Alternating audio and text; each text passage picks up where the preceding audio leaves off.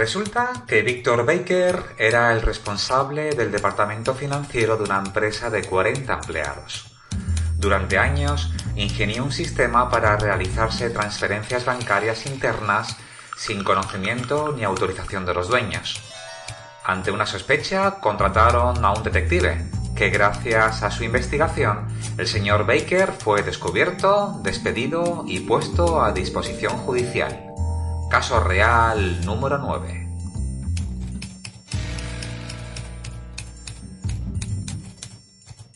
Saludos de este que os acompaña como siempre encantado y feliz como un colibrí, vuestro amigo y compañero Óscar Rosa como la pantera, haciendo magia con el sonido Javier Álvarez, el lujo, la calidad y distinción de Ismael Córdoba y José Luis Ibáñez Rirao, y las voces de Ana Cabello y Vicente Oroza. Bien hallados al 9º episodio de El Loco del Fondo, el podcast sobre historias de detectives de verdad.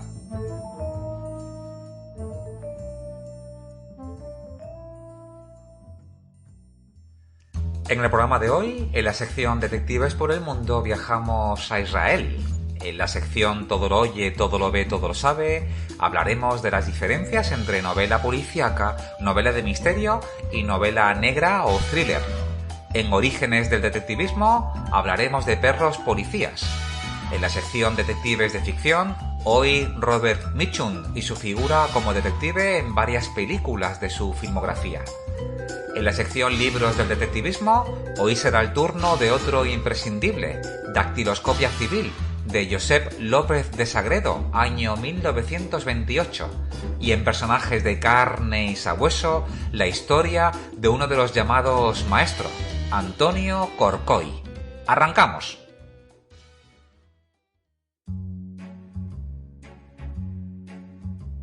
Hay detectives que cuando le preguntan por su profesión nunca reconocen a lo que se dedican. Prefieren disimularlo pensando en quién sabe a quién se lo estoy diciendo. Una de sus respuestas habituales, si es que no quieren decir la verdad, es que son administrativos o que forman parte del departamento comercial de una empresa de productos químicos. En definitiva, la respuesta suele ser una profesión simulada que no exija muchas preguntas ni respuestas. Hay otros y otras que no tienen inconveniente en reconocerse, en compartir sus datos de contacto con tarjetas de visita y, en definitiva, venderse también pensando en quién sabe a quién se lo estoy diciendo.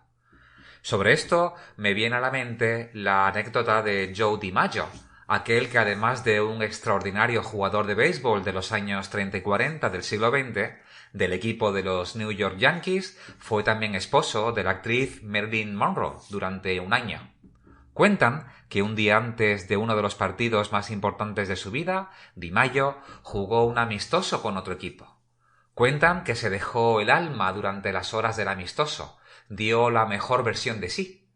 Al finalizar, cuando estaba con la camiseta sucia, sudado y agotado, un periodista le preguntó: ¿cómo es posible que en un partido amistoso haya realizado este tipo de esfuerzo? Él respondió que quizás alguien que estaba sentado en las gradas no sabía quién era Joe DiMaggio. Era un niño muy tímido, pero siempre alegre, fantasioso, imaginativo. Me encantaba saludar a las personas por la calle. No fue hasta la adolescencia cuando comencé a ser algo más extrovertido. Desde los 13 fui hijo de padres separados. Esto, en una época como son los años 90, de algún modo te dejaba marcado entre tus amistades y además entre los padres de tus amistades. ¿Quién me iba a decir a mí que años después yo también acabaría divorciándome? Ya sabéis que duermo muy poco. Hay un libro que está en el top ventas que se llama El Club de las 5 de la mañana de Robin Sharma. Pues yo pertenezco al club de los que despiertan a los del club de las 5 de la mañana.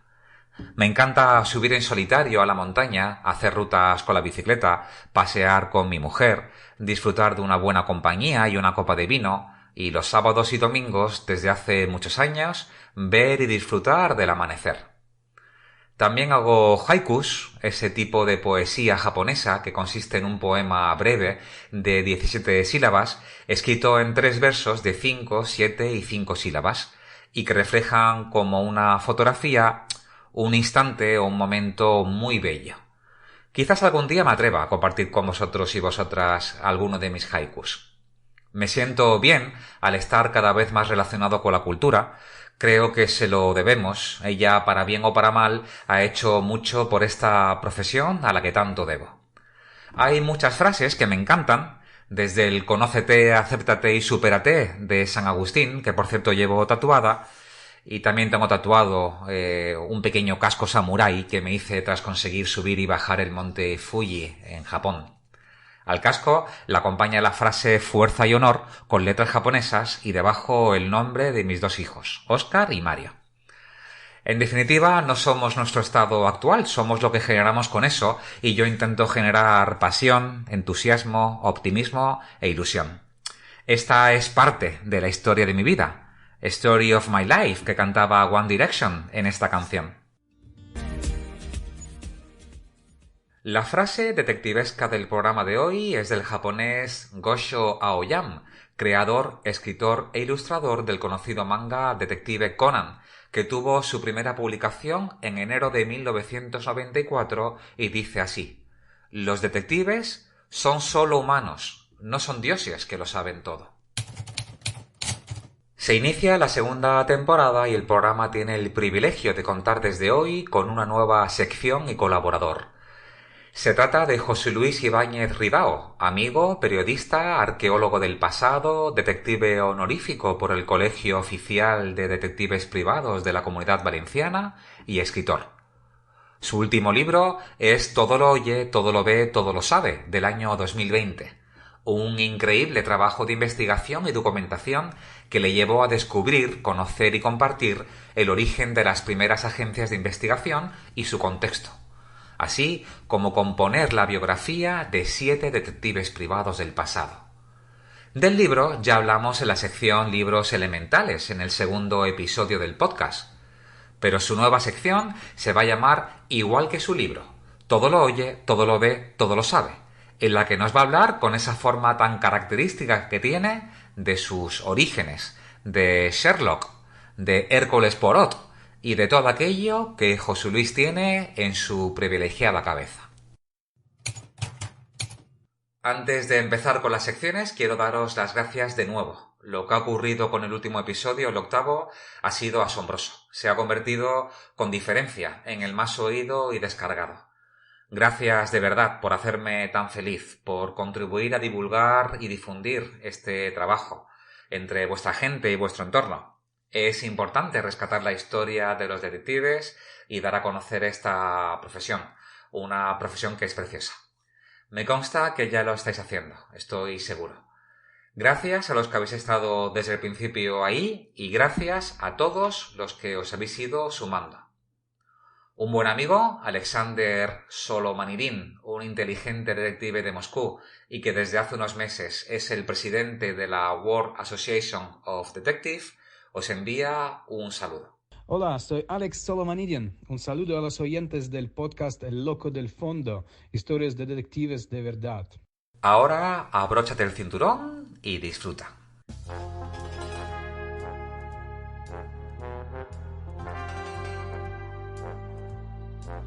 Detectives por el mundo. En esta ocasión viajamos a Israel, país con algo más de 9 millones de habitantes.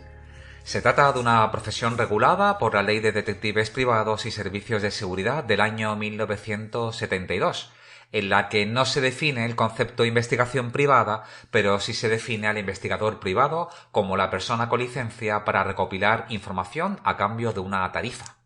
También como una persona que se ocupa de obtener información sobre otros o recopilarla, para las necesidades de otros y para servir a todos, y no con fines de investigación científica, encuesta de opinión pública, publicidad o con el fin de proporcionar información a la Oficina de Información de Comerciantes bajo la Ley de Datos Crediticios.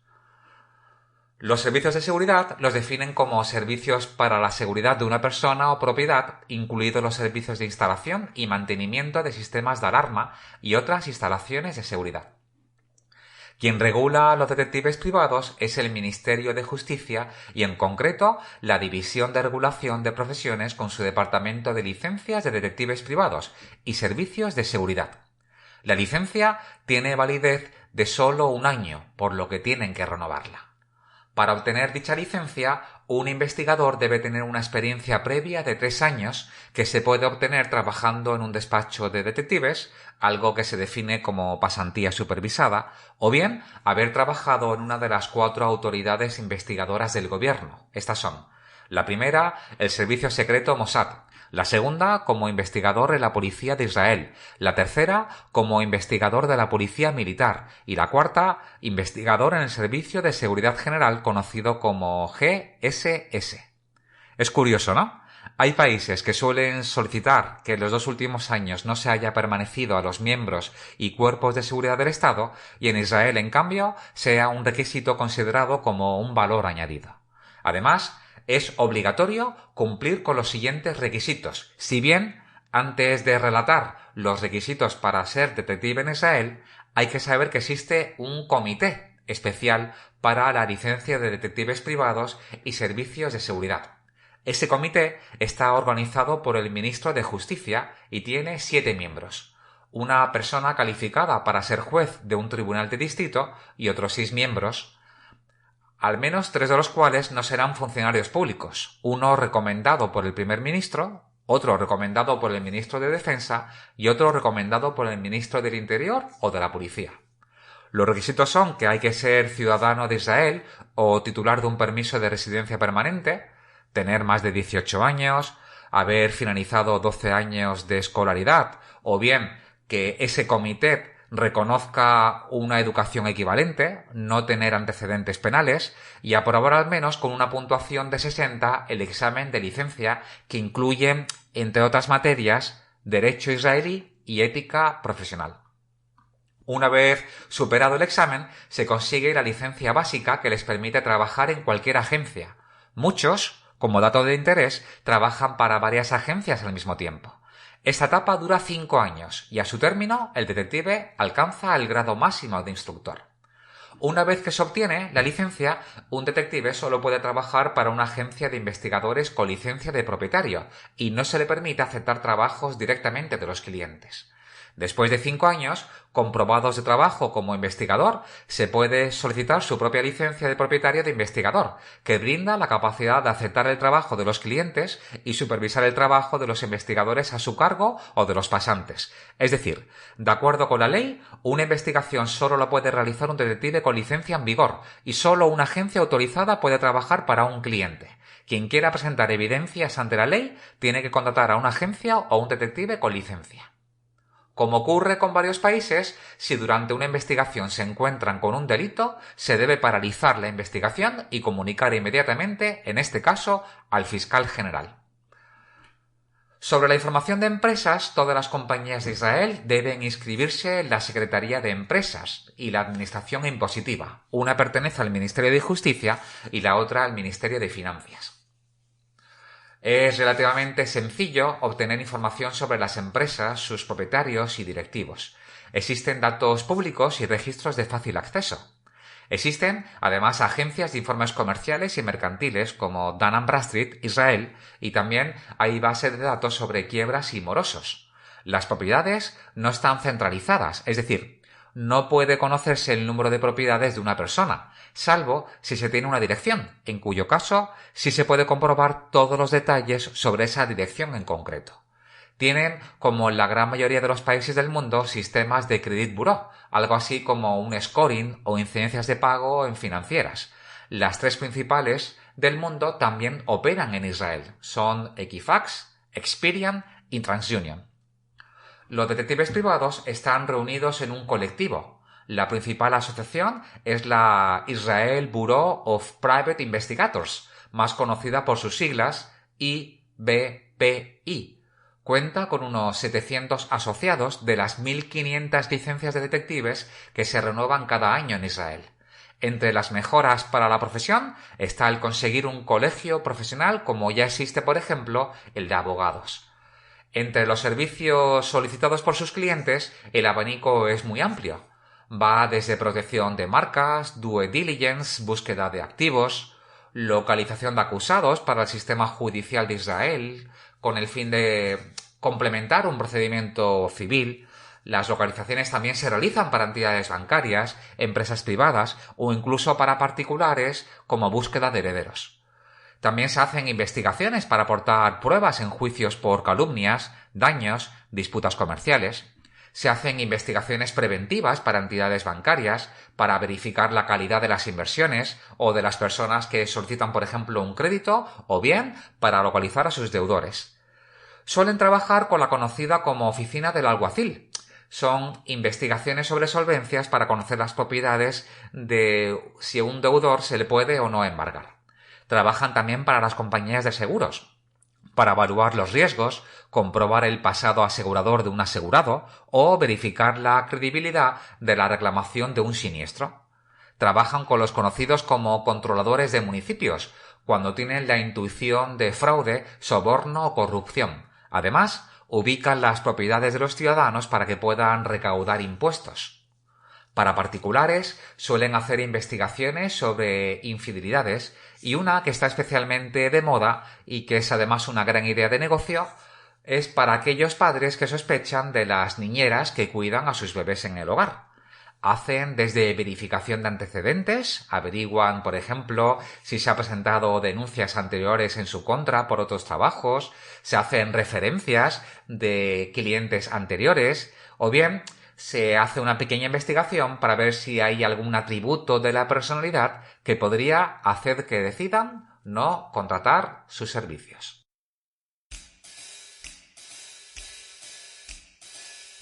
Todo lo oye, todo lo ve, todo lo sabe.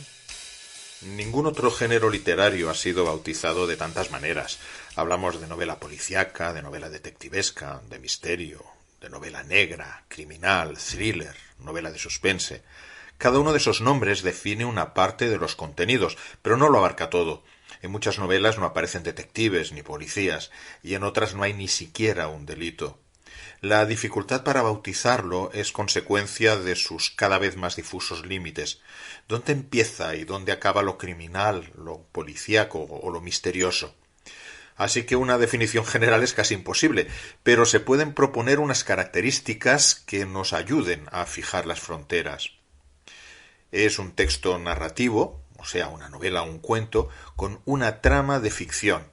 Las obras de teatro, los guiones, las biografías noveladas o los libros que ahora llamamos de true crime, de hechos reales novelados, no encajan en esa categoría. El eje argumental es un crimen o una conducta criminal. Debe haber una búsqueda o una investigación cuyo objetivo sea responder a todas o a alguna de estas preguntas. ¿Quién? ¿Qué? ¿Por qué? ¿Cómo? Es realista, sin concesiones a lo fantástico o a lo sobrenatural. La expresión novela negra es europea y se usa sobre todo en Francia y en España. Surgió en 1945, después de la Segunda Guerra Mundial, con el lanzamiento de la colección Série Noire, Serie Negra, de la editorial francesa Gallimard, que reivindicó a los grandes autores norteamericanos de los años 20, 30 y 40. En cambio, en Italia, policíaco es amarillo, giallo, por el color de las tapas de otra gran colección, Il Giallo Mondadori, que se publica ininterrumpidamente desde 1929, pronto cumplirá un siglo. En España, al principio, el amarillo también distinguió las novelas de misterio y detectivescas. Sin duda todos hemos visto alguna vez uno de esos libros tipo folletín de tapas blandas y de color amarillo, la famosa Biblioteca Oro de Editorial Molino, que desde 1933 a 1956 publicó a los grandes investigadores de la primera mitad del siglo XX. Uno de los errores más comunes al catalogar las novelas con un misterio o un crimen es ponerles automáticamente la etiqueta de novela negra. Lo hemos visto en muchas colecciones. Y no toda novela con un crimen y la correspondiente investigación es novela negra.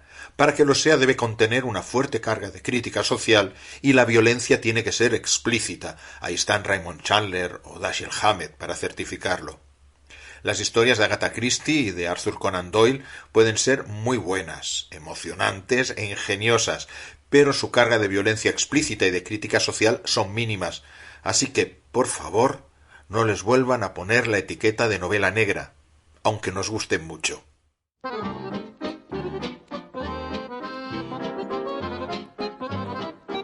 Orígenes del detectivismo. Era el 31 de octubre de 1912. El periódico español La Época indicaba el siguiente titular en una noticia: Detectives en España. Así iniciaba el artículo. Acaba de instalarse en Madrid, en la calle de Hortaleza número 42 primero, una agencia de pesquisas e investigaciones privadas y comerciales que lleva el nombre de Le Humanité y cuyo director, don Ramón Julibert, se propone implantar en esta corte un completo y hasta la fecha desconocido servicio de detectives.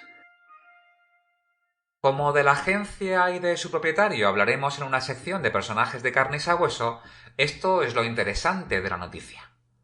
Además de tener oficinas en Barcelona, Nueva York, Londres, París, Génova, Buenos Aires o Montevideo, para sus trabajos en Madrid cuenta esta agencia de policía privada con el concurso de 3 detectives españoles, ya experimentados con los trabajos que hayan de realizar. También cuentan con un detective inglés y una señorita francesa, y por último, con un perro policía, educado en la escuela especial que existía en Alemania, y que ya ha prestado en Barcelona algunos servicios. Y así es. En el año 1912, un despacho de detectives ya contaba con un perro policía como herramienta. Son los conocidos como K9, aunque hay que pronunciarlo en inglés para entender este juego de letras. K9, que suena como canino. Estos animales, que guardan un increíble vínculo y conexión con sus adiestradores, para ellos todo en esencia se trata de un juego. Su increíble olfato es 50 veces superior al del ser humano. Digamos que el ser humano tiene unos 5 millones de células olfativas y el perro alrededor de 250 millones. Una de sus características es que pueden oler por capas, es decir, un humano entra, por ejemplo, en una pizzería y podemos percibir un maravilloso olor a masa horneada, pero a modo de resumen, ese olor es global. Sin embargo, nuestros amigos son capaces de oler por separado la mozzarella, el tomate, la piña, la carne, el atún o las aceitunas.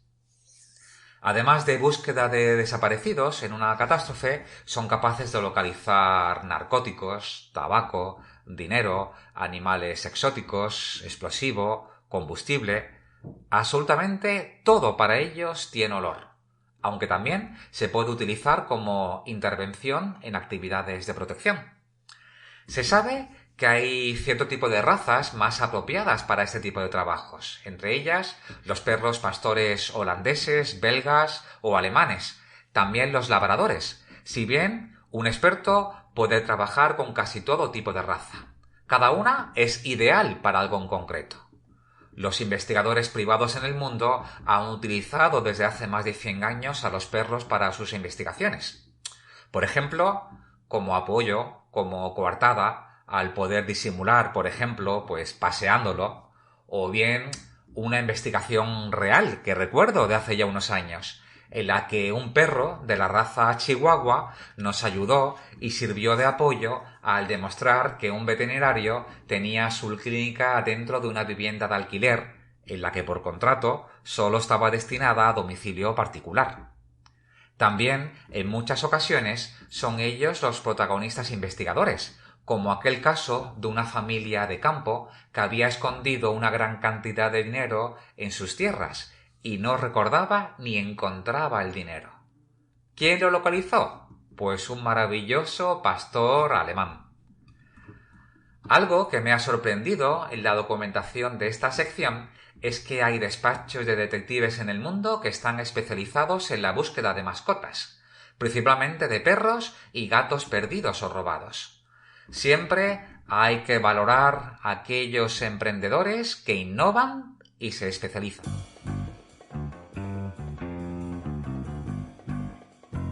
Detectives de ficción.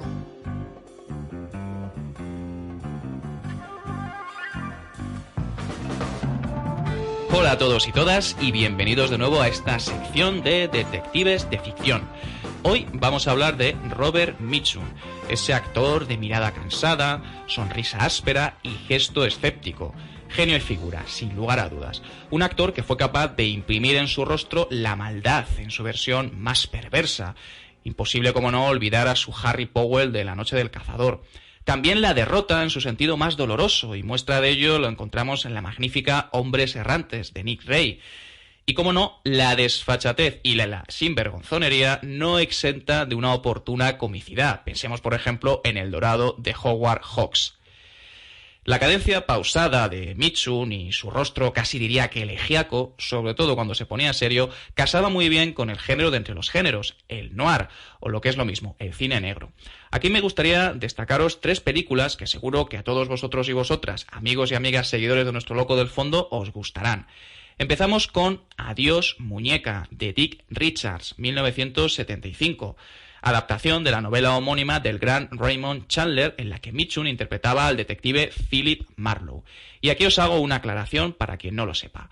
Philip Marlowe es un detective privado que fue creado por el escritor Raymond Chandler y que protagonizó varias de sus novelas, muchas de las cuales fueron llevadas al cine. De hecho, ha habido más de una docena de actores que han interpretado a este detective para sus versiones en cine y televisión. Pues bien, hecha esta pequeña aclaración, comentaros que en Adiós, muñeca, Mitchum, que estaría acompañado de una jovencísima Charlotte Rampling, consigue, a mi modo de ver, la mejor versión en carne y hueso, y siempre con permiso de Sir Humphrey Bogart, del mencionado detective Philip Marlowe. Además, os dejo un dato curioso. En 1944 se hizo la primera adaptación de la mencionada novela de Chandler, en este caso dirigida por Edward Dmytryk, con Dick Powell en el papel de Marlowe. La película se traduciría en España como Historia de un detective, y no como el título original de la novela, Adiós, muñeca. Seguimos con la segunda recomendación, que es de nuevo una adaptación al cine de una novela de Raymond Chandler, en la que tenemos de nuevo a Mitchum poniéndose en la piel del detective Philip Marlowe. En este caso, la obra que se adaptó fue El sueño eterno, quizás la mejor novela de Raymond Chandler. La película se titularía Detective privado y la dirigió Michael Winner. Pues bien, no os voy a engañar. Esta versión de 1978 está a años luz de la de 1946 que dirigió Howard Hawks con el mismo título de la novela original y que protagonizó Sir Humphrey Bogart. La versión del 78, la de Mitchum, es verdad que adolece de serios problemas de ritmo, un guión excesivamente farragoso. No obstante, creo que merece la pena al menos un visionado en nuestra vida, ya que, a pesar de sus defectos, Mitchum siempre nos deja detalles que hacen que la película merezca la pena. Por último, mencionaros la película Yakuza, de Sidney Pollack, del año 1974. Una película con un guión escrito por el grandísimo Paul Schrader, responsable, por ejemplo, del guión de Taxi Driver o Toro Salvaje, junto con Robert Benton, que también fue otro grandísimo guionista del Hollywood moderno, del Hollywood de los 70, y responsable, por ejemplo, del guión y la dirección de la película Kramer contra Kramer. Pues bien, en este caso nos encontramos con una película en la que el gran director Sidney Pollack consiguió extraer la que a mi modo de ver es la mejor interpretación de Mitchum en su versión más noir.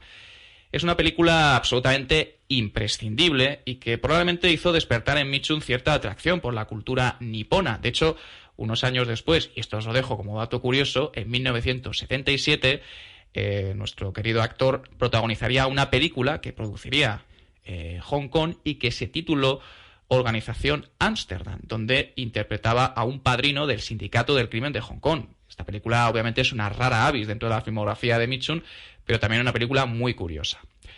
Pues bien, aquí os dejo todos estos datos, tenéis deberes para estos días, 3 películas, como digo, imprescindibles. Como siempre, animaros a comentar si las habéis visto, si os han gustado, si nos recomendáis alguna otra película de este grandísimo actor. Sin más dilación, os dejo con nuestro amigo, el Loco del Fondo. Nos vemos la próxima semana.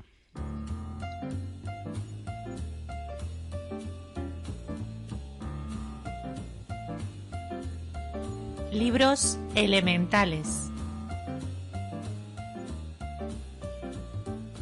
El libro protagonista de hoy y que recomendamos para una biblioteca elemental es Dactiloscopia Civil, de Josep López de Sagredo Bru, del año 1928. Recordamos que la dactiloscopia es la disciplina dedicada al estudio y análisis de las huellas dactilares utilizadas para la identificación de las personas. Su autor, policía, licenciado en Derecho, ingresa en 1921 en el entonces Cuerpo de Vigilancia. Además de policía con una gran experiencia en esta materia, fue jefe del Laboratorio de Técnica Policial de Cataluña. El laboratorio contaba con el material de criminalística más avanzado de la época, situándolo entre uno de los mejores de Europa, como eran aparatos fotográficos que permitían fotografiar a todos los detenidos y hacer fichas, aparatos de balística, antropometría, antropología, criptografía, química, dactiloscopia. En el año 1936 fue además profesor, dando clase a los alumnos aspirantes a policías sobre materias relacionadas con la criminalística. Además del libro recomendado hoy, entre sus publicaciones se encuentra Identificación monodactilar, Formalidades legales y consejos prácticos para la instrucción de atestados policíacos, o Proyecto de un archivo nacional de identificación o base de la cartilla de identidad. Otro libro es Método de dactiloscopia. Otro es la identificación de los perros.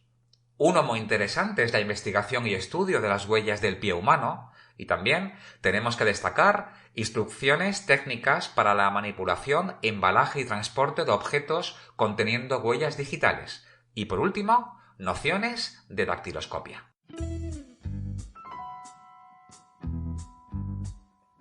Personajes de carne y sabueso.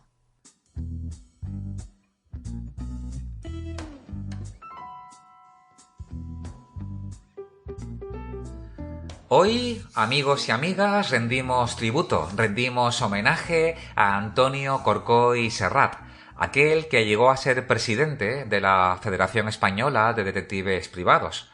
También presidente de la Asociación Catalano-Balear de Detectives Privados, semilla de lo que hoy es el Colegio Profesional de Detectives de Cataluña. Aquel que prefería las enseñanzas de Hércules Poirot, de Agatha Christie, más que de las de Holmes. Aquel que pensaba que no existían casos sencillos ni difíciles, ya que dependía del planteamiento que hiciera el investigador para el éxito en la solución. Pensaba que cuando se acude a un investigador es porque el cliente no ha encontrado la solución por su cuenta y se busca la intervención del profesional. Aquel que tiene el honor de haber sido tocado con la varita mágica y ser llamado maestro de detectives. Para iniciar nuestra historia nos retrotraemos al 1 de enero de 1927 en Barcelona. Es cuando nace nuestro protagonista. Sabemos que finalizó sus estudios de bachillerato y que se especializó en contabilidad. A nivel personal, se casaría con María José Jusmet y no tendrían hijos.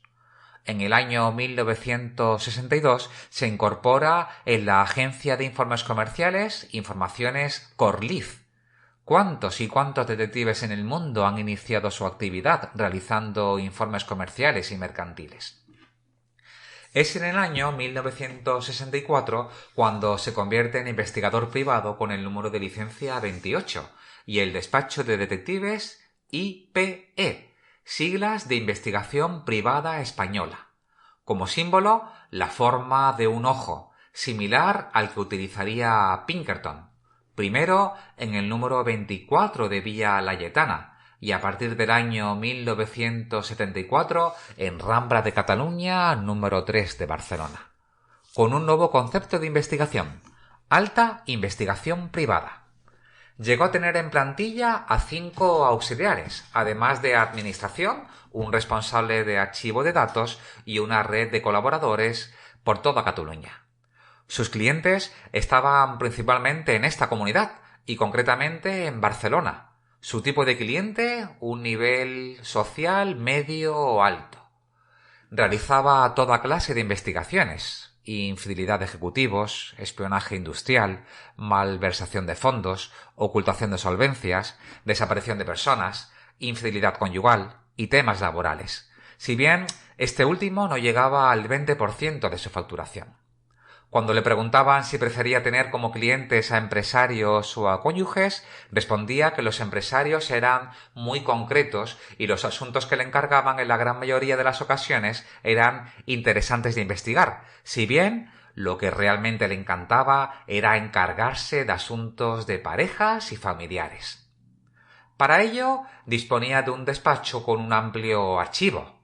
En el siglo XXI no es difícil conseguir información sobre un particular o una empresa en la red, pero hace más de 50 años el modo de disponer de nombres, direcciones y datos era a través de libros, publicaciones como anuarios, directorios, guías.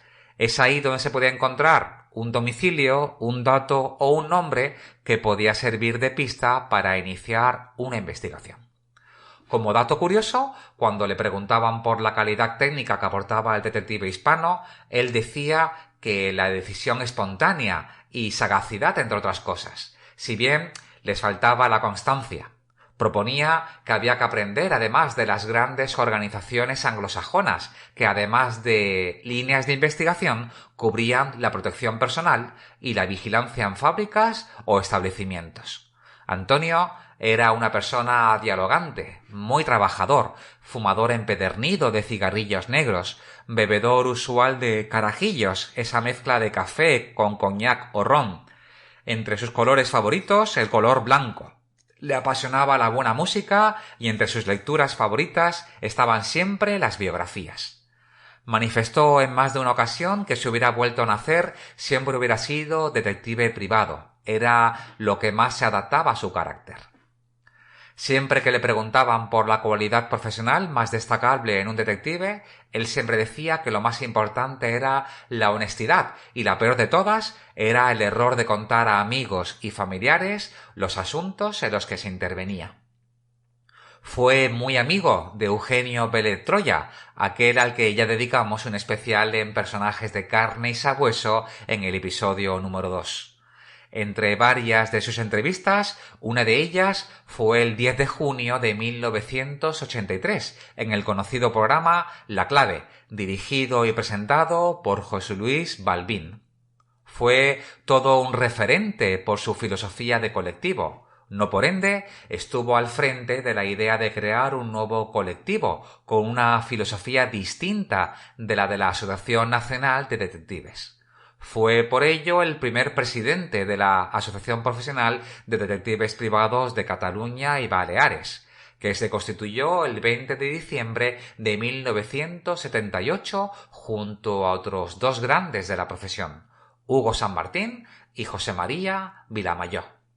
Ese mismo año se crearía también la Federación Española de Detectives Privados, de la que también sería presidente junto a otro referente de los detectives, Jesús Gallo de la Era.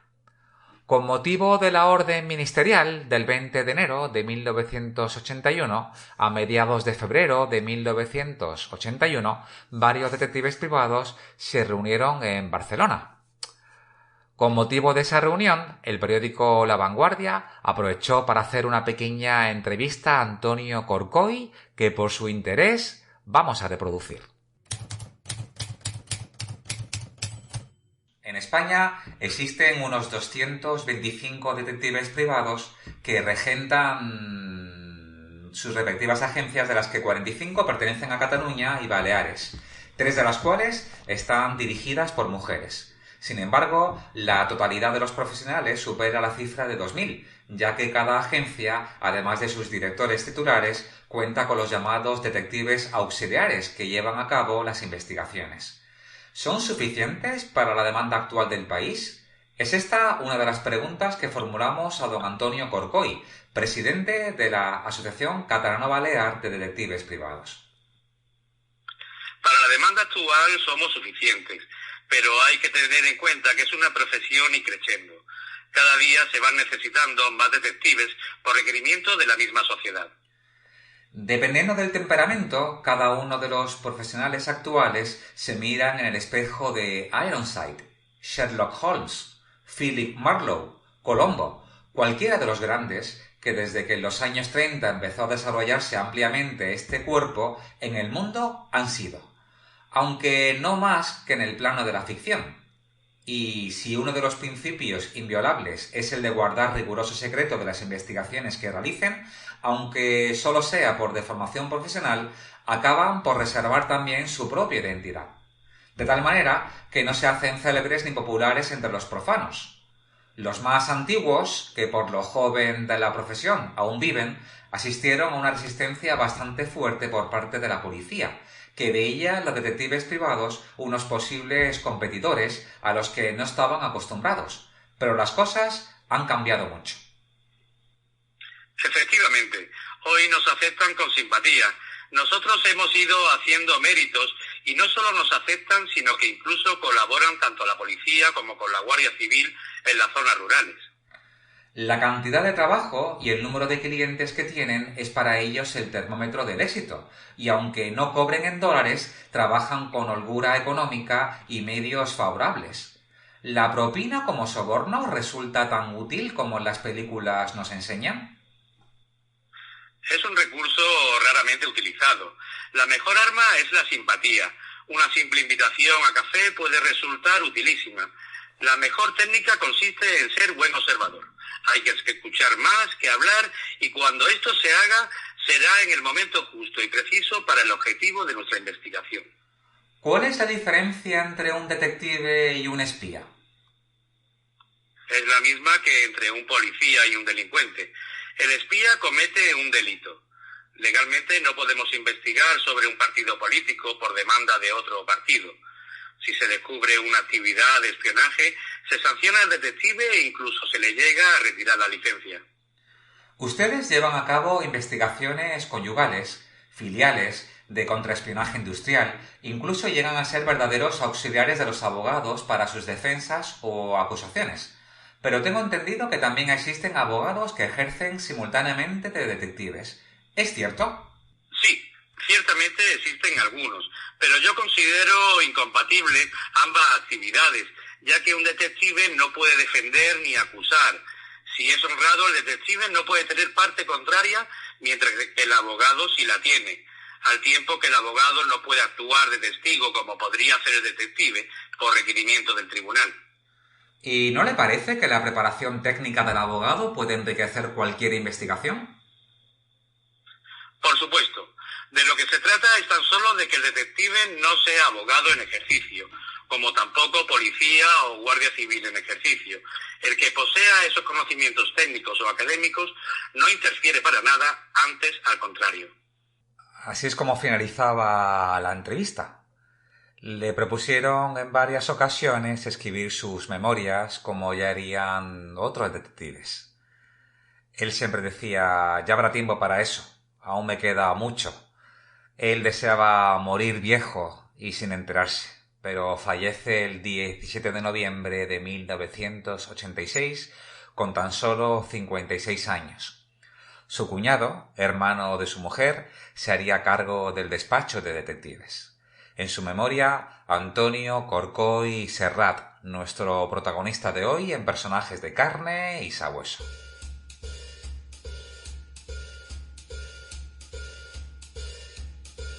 Con esto llegamos al final de este 9º episodio. Recuerda suscribirte para estar al tanto de las nuevas publicaciones y que puedes escucharnos en iVoox o iVoox. Puedes seguirnos en redes sociales, a José Luis Ibáñez Ridao en Twitter como @JoseLuisIbánez, a Ismael Córdoba en Instagram como @decineva y a mí en Instagram como @locodelfondo, en Twitter @OscarQuide y en el blog locodelfondo.es.